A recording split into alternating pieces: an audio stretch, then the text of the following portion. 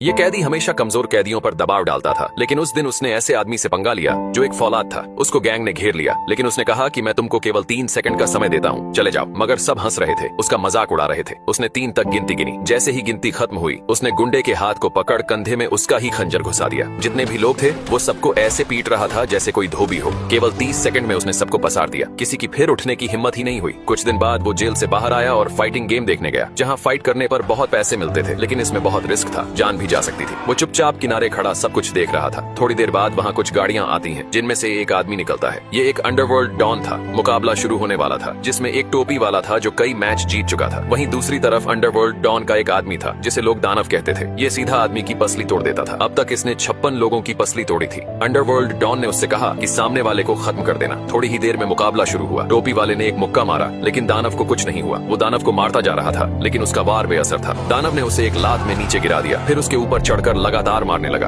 उसकी भी पसली टूट गई। दानव इस फाइट को जीत गया था। अंडरवर्ल्ड डॉन को उस आदमी ने पैसे दिए जिसका आदमी हार गया था। आदमी टेंशन में कार के अंदर बैठा, तभी पीछे वाली सीट पर वही आदमी दिखा जो जेल से छूटा था। उसने कहा कि मुझे भी फाइट करनी है और मैं जीत गया तो 60% मैं रखूंगा। लेकिन फाइट कराने वाले ने कहा ये कोई बच्चों की फाइट नहीं है और वैसे भी तुमको कोई एक मुक्के में नीचे गिरा देगा। लेकिन कैदी ने उसे पैसों का लालच दिया, जिस वजह से वो मान गया। आदमी कैदी को अंडरवर्ल्ड डॉन के पास लेकर गया कि वो दानव से लड़ेगा, लेकिन डॉन ने उसका मजाक उड़ाया और कहा कि पहले छोटे फाइटर से लड़ लो, तुम्हारे बस का नहीं है। इतनी बेइज्जती के बाद भी कैदी चुप रहा। फिर उसने पहले मुकाबले में हिस्सा लिया। जिससे मुकाबला होने वाला था वो बहुत ताकतवर था, लेकिन कैदी ने उसकी कमजोरी पहचान ली। जब मुकाबला शुरू हुआ तो गुस्से से सामने वाले ने हमला किया, पर कैदी ने एक लात उसकी गोटी पर मारी, फिर उछलकर मुंह पर एक बार में मारा। कैदी फाइट को जीत गया। फाइट करवाने वाला बहुत खुश हुआ। फिर कैदी ने दूसरी फाइट में हिस्सा लिया। इस बार भी ताकतवर फाइटर से सामना हुआ, लेकिन कैदी ने पहचान लिया कि एक मुक्के में इसकी कहानी खत्म है, और वही हुआ। उसने घूमकर एक मुक्का मारा। एक ही मुक्के में वो ढेर हो गया। सभी लोग बहुत हैरान थे। इस तरह कैदी हर बार छोटे मुकाबले जीतता रहा। आखिरकार वो दिन भी आ गया। फाइट करवाने वाला डॉन के सामने था। उसने डॉन को चैलेंज किया और बहुत मोटा पैसा दांव पर लगाया। सामने दानव था,